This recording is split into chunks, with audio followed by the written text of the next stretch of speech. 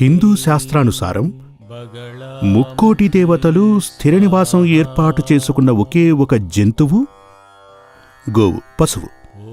ఆ పశువు ఒకరోజు మనం ప్రేమగా చూస్తున్న ఆ పశువు, ఎంతో నమ్మకంగా పూజిస్తున్న ఆ పశువు మరణించిందనుకోండి. మనం ఆ పశువు మరణించిన తిథిని, నక్షత్రాన్ని పట్టుకుని ఏదైనా పూజల్లాంటివి చేయిస్తూ ఉంటామా? లేదు కదా. అదేవిధంగా ఇంట్లో ఒక ఏనుగుని పెంచుకుంటున్నాం అనుకోండి. ఒకవేళ ఆ ఏనుగే మరణించిందనుకోండి, ఇటువంటి ఏదేని మృగమైనా మన ఇంట్లో ప్రేమగా, అభిమానంగా పెంచుకున్నది మరణించింది అంటే దాని ఆత్మశాంతి కోసం ఎవరూ ఏదీ చేయట్లేదు. ఎందుకంటే దానికి ప్రాణం ఉందన్న సంగతి మనకు తెలుసు. మరణించాక ఆ ప్రాణం పోయింది, అది ఏటో వెళ్ళిపోయింది.